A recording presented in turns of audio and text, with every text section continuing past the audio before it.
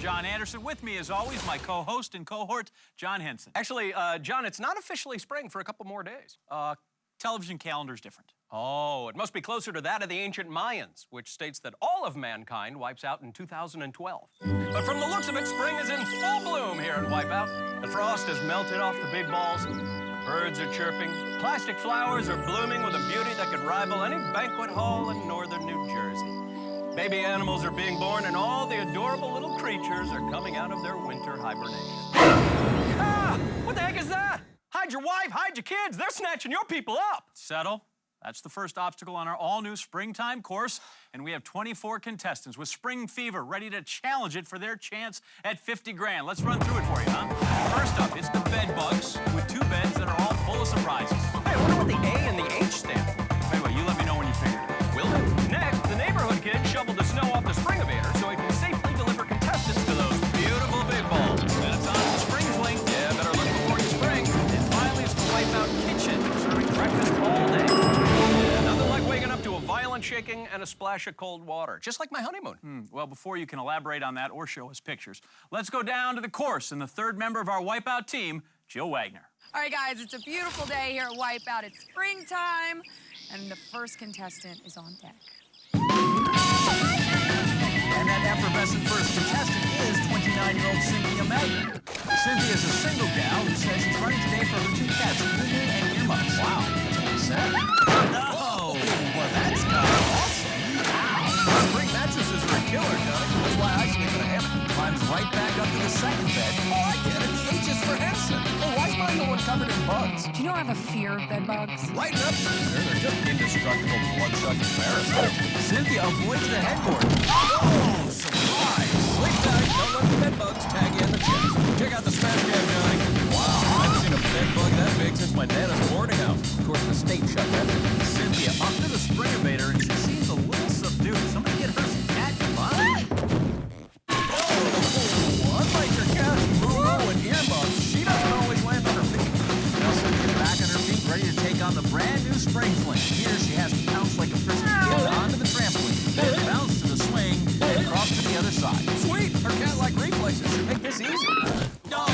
Well, you know, John, at least she has 8 more lives. Hold on a second. Remember this one? That's 7, 6, 5. And she still has 1 obstacle left, the all-new Wipeout Kitchen. Let's take a look at the breakfast menu, Johnny. First up, trip through the ovens, where she will be treated to oatmeal, flapjacks, and cereal. Yummy! Then it's on to the hearty sausage links, and off to the final platform. Failing that, it is a soggy swing to this finish spot. I gotta make it through! If you want any breakfast, you do.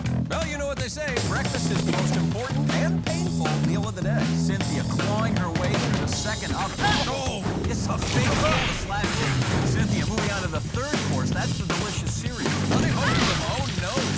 Now Cynthia's covered in milk, John. It's like a human cat tree. I bet Moo and Irma are licking their chops. Now for the best part of any healthy breakfast, giant sausage rolls. Yeah, and you do not want to know how those things are made. Oh, wow! She just got browned and served. Cynthia, though, going after that sausage again. I can do this! Spring is the perfect time for blind optimism. That was brutal. Come on, that wasn't brutal. Oh, now that was brutal. Cynthia's just not used to sausage, John. She lives alone with 2 cats. What can you do? One step at a time. Yeah, but that last step is the sausage playing a little cat and mouse with her cat lady. Cynthia finally making it to the end. With a time of 8:47, it's probably going to be another night home alone with the cats. Let's head back to the top of the course to meet 27-year-old Edgar Bravo. Give me a pony! Woo! I want that pony! That's enough! That's enough!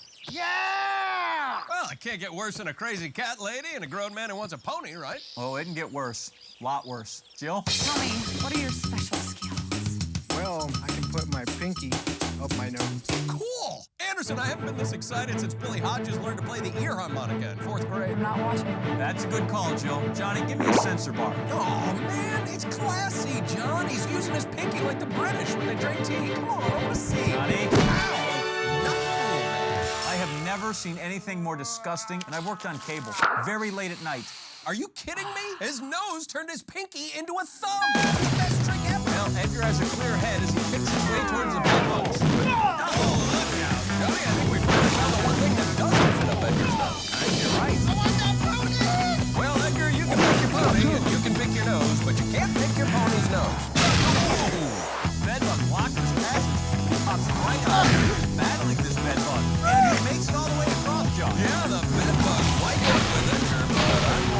what Edgar wiped on that bed bug. Edgar the nose picker up to the spring-o-mator. Boogity, boogity, boogity. And he takes a nosedive. Edgar struck big ball goal. Yeah, well, he's got a nose for the big balls, John. Good pickings, Edgar. Well, as the nose picker tries to put on a brave face, let's move on to our next contestant, Joey Pierre from Los Angeles.